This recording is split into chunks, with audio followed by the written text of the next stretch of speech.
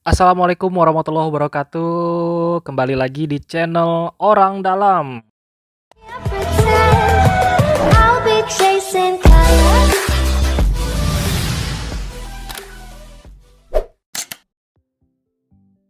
Luar biasa banget ya. Selamat kepada teman-teman. Kami mengucapkan yang sudah berjuang sepanjang tahun 2021 sampai di awal ya. Di awal 2022 ini teman-teman udah masuk nih ke tahap pemberkasan. Ya, sama nih sama kayak kita nih admin dari Orang Dalam juga sama nih lolos seleksi integrasi nilai ya SKD SKB untuk melanjut ke pengisian daftar riwayat hidup. Kita kali ini akan memberikan tutorial dari petunjuk teknis yang diberikan sama BKN langsung untuk pengisian daftar riwayat hidup. Nah, ini nih bentuknya nih dari Badan Kepegawaian Negara CASN 2021.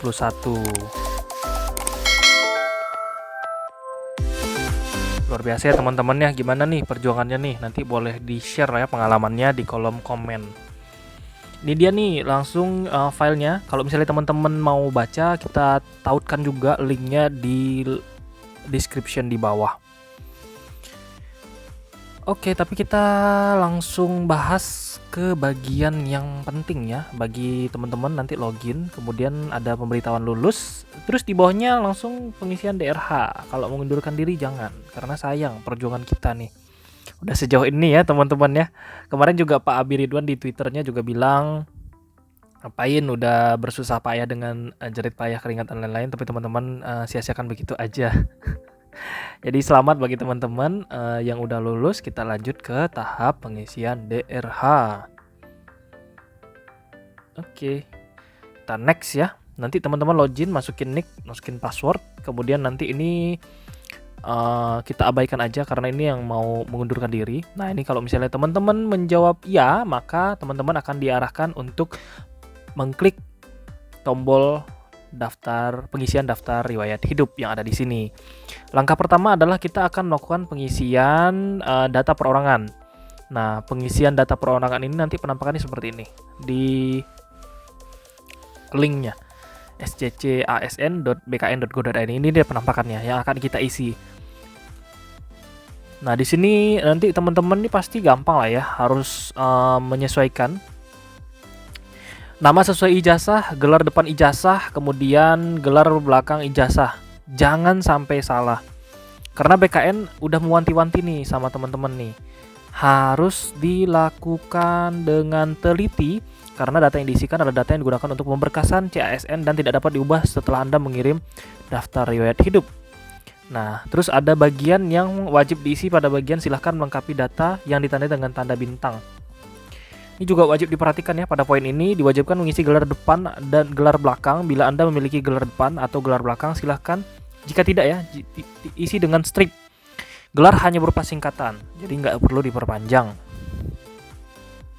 Oke. Kemudian juga teman-teman akan langsung mengisi alamat domisili sesuai dengan yang ada di kartu identitas teman-teman.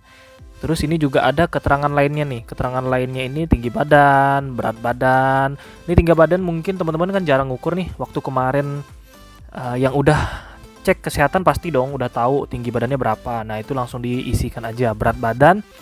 Kemudian warna rambut, bentuk muka, warna kulit. Nah, ini pertanyaan yang mungkin jarang ditanyakan. Tapi ini pertanyaan hampir mirip dengan waktu kita cek atau buat SKCK di kantor polisi. Dia ada memintakan kan ciri-ciri kita tuh kayak gimana. Nah, itu kita isi sama aja. Warna rambut hitam, bentuk rambut lurus, bentuk muka nanti teman-teman tinggal ngaca aja ya. Kalau Mimin sih bentuk mukanya bulat ya. Warna kulit sawo, matang dan lain-lain. Nah, sip, kita lanjut. Di bagian pojok itu sebenarnya ada diminta BKN itu menuliskan hobi. Hobinya nanti ada klasifikasiannya yang udah ditentukan. Misalnya teman-teman hobi membaca, misalnya gitu. Terus hobi menggambar. Di sini sih ada contohnya hobi menulis. Nah, terus BKN juga minta nih ada bintangnya untuk keterangan hobinya. Misalnya di sini menulis artikel IT yang menarik. Luar biasa ya, jadi BKN juga pengen tahu nih sejauh apa hobi kita tuh di spesifikasi yang mana gitu. Ini yang kedua, setelah kita mengisikan data perorangan, masuk kita ke data pendidikan. Pendidikan ini nanti pada kolom ini peserta dapat mengisikan riwayat pendidikan dan riwayat kursus pendidikan dapat digunakan saat melamar formasi jabatan telah otomatis muncul. Pendidikan yang digunakan saat melamar formasi jabatan telah otomatis muncul, tapi dapat diubah untuk dilengkapi kolom-kolom yang masih kosong. Di sini dia bilang kalau misalnya jabatan yang formasi kita lamar itu otomatis. Jadi seperti ini mungkin otomatis ya. Tapi kalau misalnya ada yang masih kosong, bisa diklik menu ubah. Maksudnya kayak gimana? Misalnya saya nih yang dibutuhkan S1 manajemen. Mungkin nanti waktu saya ini kan hari ini tanggal 7 ya teman-teman ya. Cuman belum bisa ya, sampai sore ini kita cek masih belum bisa nih untuk melakukan pengisian DRH atau lanjut pemberkasan. Dokumen sih udah siap sih, cuman ya itu dia belum bisa aja tanggal 7. Oke, lanjut teman-teman ya. Ini dia pop up dari tampilannya. Kalau misalnya teman-teman klik ubah, dia akan muncul seperti gambar yang ada di sini. Pastikan nanti nama sekolah, gelar, akreditasi ini penting juga. Teman-teman biasa kalau misalnya di ijazah sekarang ya, akreditasi itu langsung ada di ijazahnya. Kalau misalnya emang nggak ada, teman-teman cari tahu waktu teman-teman lulus akreditasi prodinya teman-teman tuh apa, A, B atau apa gitu. Nomor ijazah, tanggal ijazah, nama pejabat yang menandatangani. Nah, di sini BKN ngasih notes. Jadi notesnya ini penting juga nih kayaknya nih. Perlu diketahui bahwa peserta tidak dapat menambahkan pendidikan lainnya yang setingkat dengan pendidikan yang digunakan untuk melamar. Jadi kalau misalnya dia punya S1-nya 2, yang digunakan kemarin untuk melamar sesuai formasi itu nomor 2. Jadi yang pertama nih S1 misalnya manajemen. Yang kedua dia ngambil teknik gitu. Yang dipakai kan teknik yang untuk melamar. Yang manajemen ini nggak bisa dimasukin. Kemudian pendidikan yang digunakan untuk melamar, pendidikan yang setingkat lebih tinggi. Jadi kalau misalnya dia ada S1 nih teman-teman udah S2. Terus yang spesifikasi yang diambil tuh S1 ya. Yang S2 ini kan lebih tinggi. Itu nggak bisa dimasukin ke dalam DRH di sini karena emang nggak masuk kata ininya sesuai dengan kebutuhannya, hanya yang sesuai klarifikasi aja yang dimasukin di input. Oke, di sini juga ada poin penting juga, yaitu di mana peserta sejak tambahkan pula sekolah dasar, menengah dan menengah atas, SMP, SD, SMP dan SMA dengan mengklik tombol tambah pendidikan sini ya. Nah, pop-up-nya nanti keluar. Teman-teman tinggal lengkapin saja.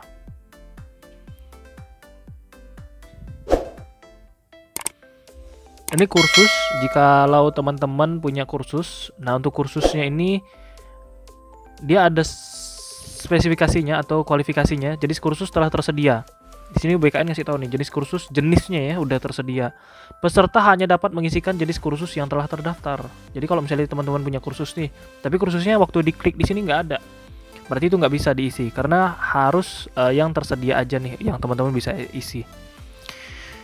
Oke, ketiga setelah pendidikan udah kita masuk ke pekerjaan. Kalau misalnya teman-teman jika ada ya, jadi kalau misalnya teman-teman sebelum masuk PNS nih ada nih pengalaman kerja, bisa. Mimin juga sama, punya pengalaman kerja tapi nggak banyak.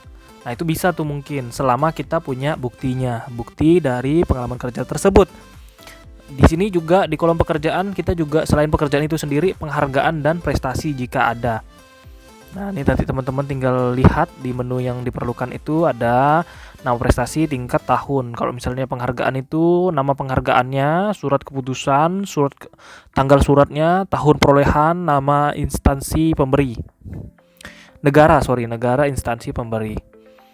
Oke, ini dia kalau misalnya kita melakukan ubah ya atau kita misalnya tambah, dia akan keluar pop up untuk kita lengkapin seperti yang ada di sini. Tinggal diisi aja, lumayan simple, nggak banyak yang harus diisi. Ini untuk penghargaan. Nah, yang ini untuk prestasi. Yang di atas untuk penghargaan, yang ini untuk prestasi. Kita masuk ke langkah keempat.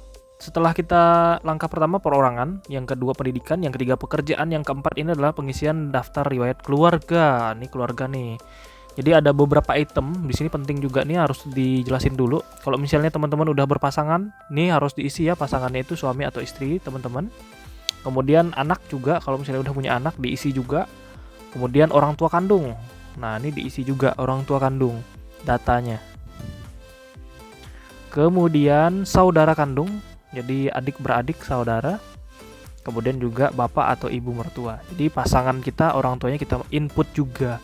Tapi karena kita masih jomblo atau masih belum berkeluarga, jadi mungkin cukup ini ya, data bagian orang tua kandung sama saudara kandung, karena belum punya istri, belum punya anak. Di ibu mertua juga belum ada. Kemudian jangan lupa klik pilih yang selanjutnya. Nah, ini pop up-nya kalau misalnya teman-teman melakukan penginputan data keluarga ya.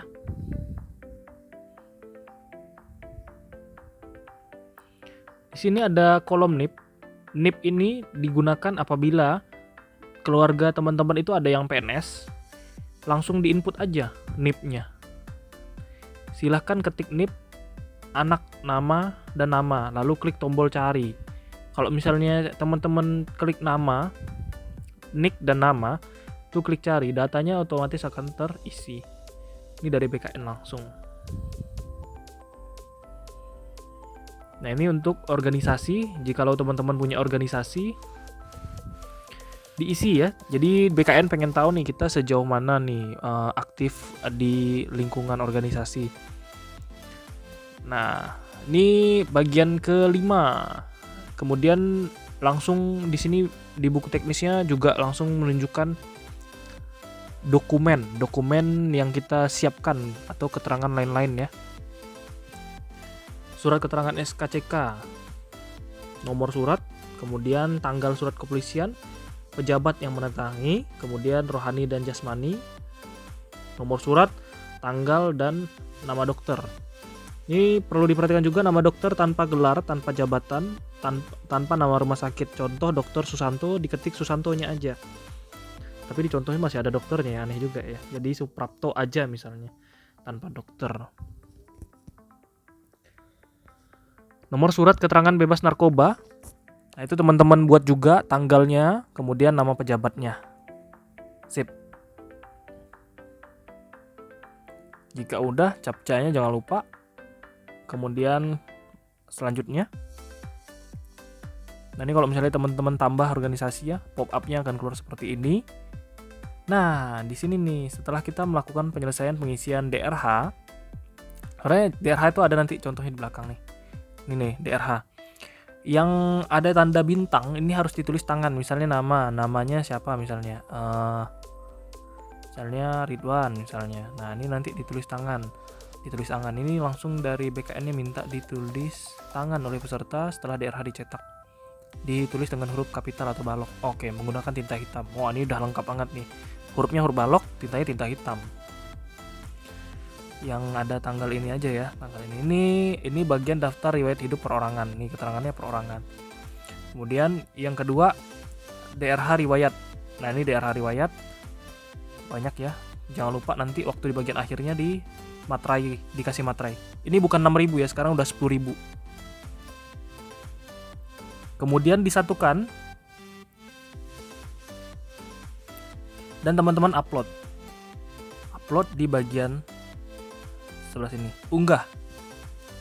diunggah sehingga untuk prosesnya itu kita download, cetak atau kita download, cetak DRH yang udah kita isi, kemudian kita ada yang ditandatangani, ditulis secara manual, kemudian kita unggah kembali ke portal SCC ASN. Oke, simple banget ya teman-teman ya. Jadi tinggal diikuti prosesnya. Semoga teman-teman berhasil melakukan proses pemberkasan dan kita semua lolos mendapatkan NIP yang kita inginkan. Mungkin itu aja dari channel Orang Dalam. Kurang lebihnya mohon maaf. Jadi teman-teman tinggal komen aja di bagian mana yang akan kita jelaskan lebih dalam. Oke, itu aja dari Orang Dalam. Channel Orang Dalam. Bye.